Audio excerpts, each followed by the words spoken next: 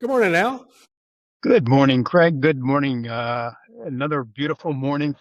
And today is one of the big days of the year in Annapolis because this is commissioning week for the Right. Naval Academy. And today, some point, maybe I doubt it'll be while we're still posting, but the Blue Angels will be flying over for their practice session, and then they perform again later in the week for the real deal. That is always exciting. I've been out on a boat Right? watching it, and it scares the dickens out of you. They go right over the top of your head. But so that'll be, it'll be a wonderful festive week here, and maybe even though these all these biddies who graduate are going to go into a very uncertain Navy as we start. But at least the joy of the week will at least deflect some of the bad news from the weekend. There's so much going on, but in a sense, a lot of it is related. On Saturday, Senator Cassidy lost his primary in Louisiana for re-election to the Senate. It was no surprise. He had voted for uh, conviction in the 2021 impeachment vote, and Trump vowed retribution, and he finally got it.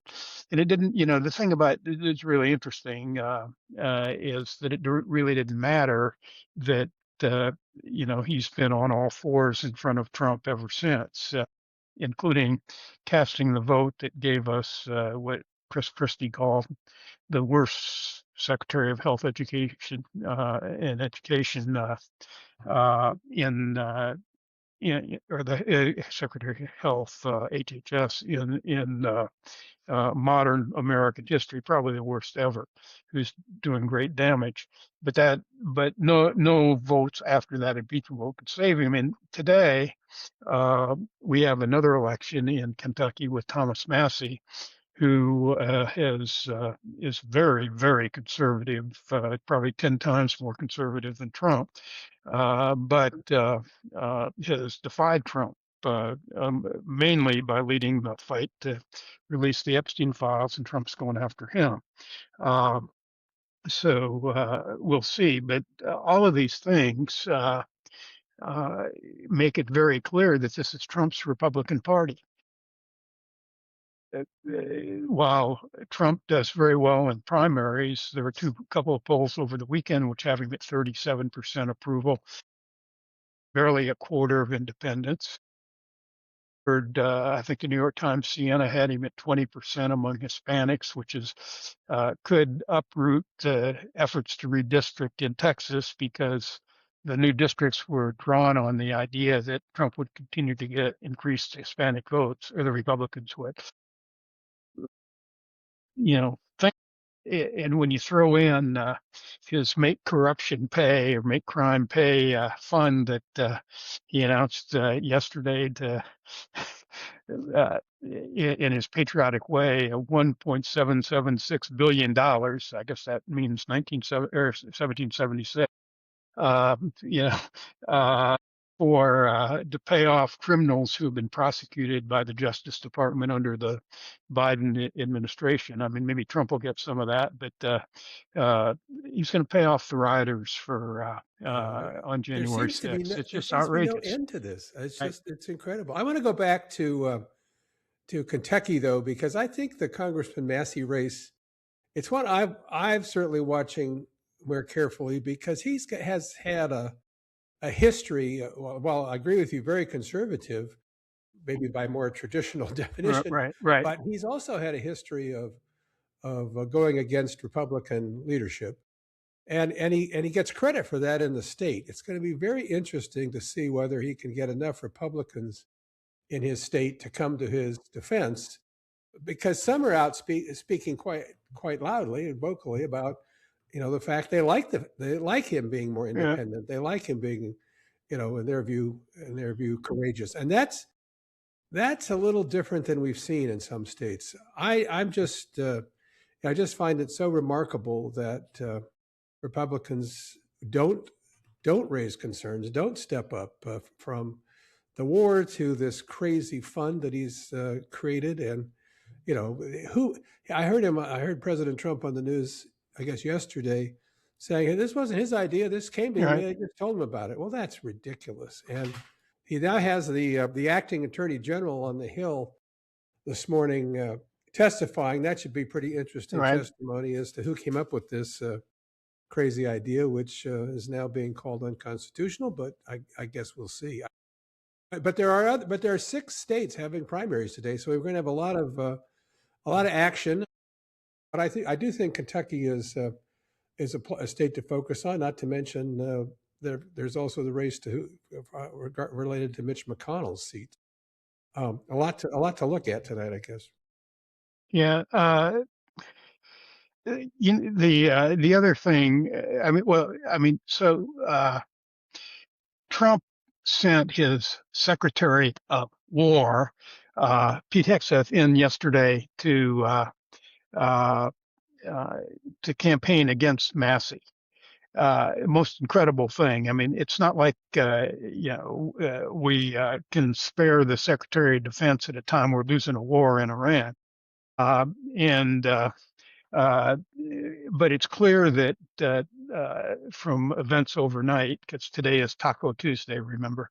And I knew you uh, would raise it. the but it's clear that Hegseth has no say other than to act like a fool and lying about what's really happening over there, because Trump, in his post overnight, in preparation for Taco Tuesday, promised to delay this major attack, which we didn't know about, but that he said he said he was going to launch. But the reason he uh, promised to delay it or said he was going to delay it, was because he was asked to by the Emir of Qatar, by the leader of UAE, and the Crown Prince of Saudi Arabia. Uh, because they said they're going to have a deal. How many times have we heard we're going to have a deal? It's every other day. They ought to ban Axios if they want to. They ought to have Axios ought to have a disclaimer every time they report what Trump tells them in the morning. But in any event, they apparently said we're going to negotiate. But there's a tie, and it's a tie back to his the corruption fund, because what do all these 3 leaders have in common that helped make Trump rich in the second term? I mean, the Trump boys, Don Jr. and Eric, are probably shoulder deep in Saudi Arabia investments. I believe that UAE, among the biggest contributors to his crypto fraud, and Qatar gave him an airplane. I mean, but Craig, I think this is all coming home to roost, because the polls have just they're consistently uh, bad and getting worse. But it's sort of like when you're trying to lose weight. It's not that you're not losing 30 pounds overnight, but over the last 6 months, he's lost about a point a month overall. And now the generics congressional races are getting to be double digit in a lot of cases.